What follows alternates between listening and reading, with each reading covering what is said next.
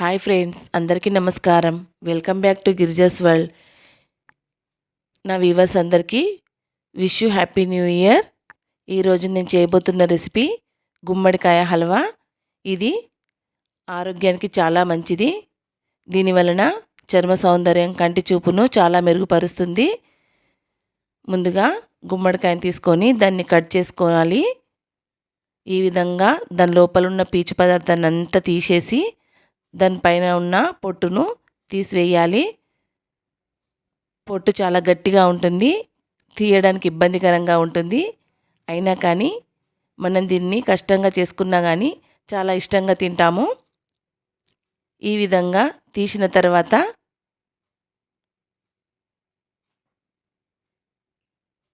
వాటన్నిటిని మనం సన్నగా తురుముకోవాలి. ఇది చిన్నపిల్లలు హైట్ పెరగడానికి చాలా ఉపయోగపడుతుంది. ఈ హల్వాని చేసుకుంటే వారం రోజుల పాటు నిల్వ ఉంటుంది. దీనిని రోజుకొక స్పూన్ చొప్పున పిల్లలకు పెడితే ఆరోగ్యంగా ఉంటారు. దీనికి కావాల్సిన పదార్థాలు: బెల్లం, డ్రై ఫ్రూట్స్, గుమ్మడికాయ తురుము. ముందుగా స్టవ్ వెలిగించి కడాయి పెట్టి అందులో ఒక స్పూన్ నెయ్యి వేసి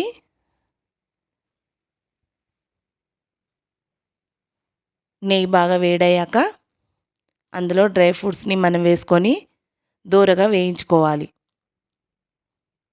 కాజు, బాదాం, కిస్మిస్లు వేసి దూరగా వేయించిన తర్వాత ఒక బౌల్లో తీసుకోవాలి.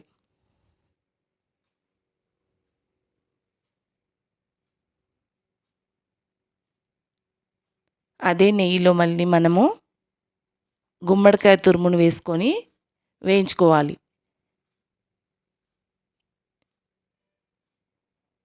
నేనైతే ఈ కప్పుతో 3 కప్పుల తురుమును తీసుకున్నాను.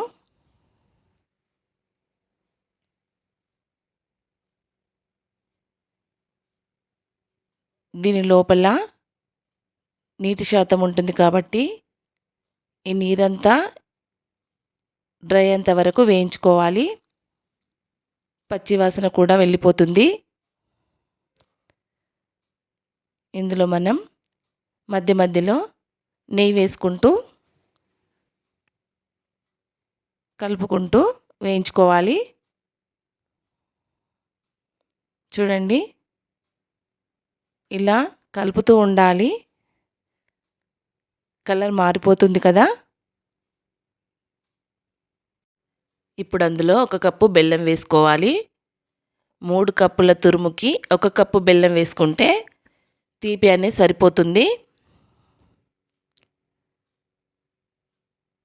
బెల్లం వేసిన తర్వాత దాన్ని బాగా కలుపుకోవాలి. కొంచెం నీరుగా అవుతుంది, బాగా కలుపుకోవాలి. నీరంతా ఇంకి నెయ్యి పైకి తేలేంత వరకు కలుపుతూ ఉండాలి.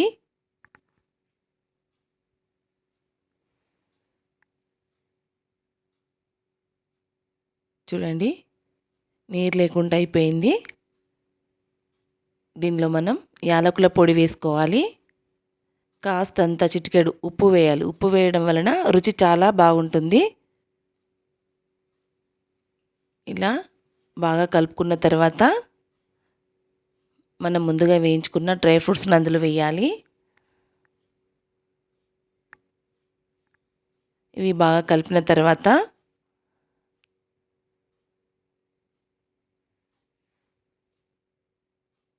కలుపుతూ ఉండాలి.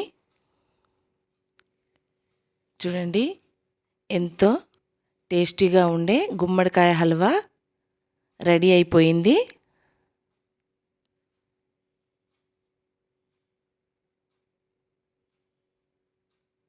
దీనిని మనము సర్వింగ్ బౌల్లోకి తీసుకొని సర్వ్ చేసుకుందాం.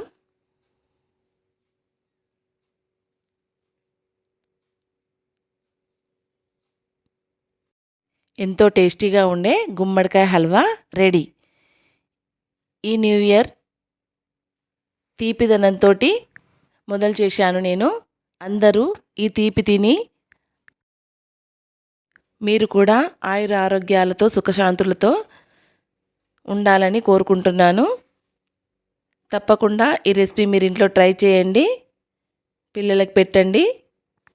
ఈ రెసిపీ మీకు నచ్చినట్లయితే please subscribe my channel, share చేయండి, లైక్ చేయండి, బెల్ ఐకాన్ నొక్కండి.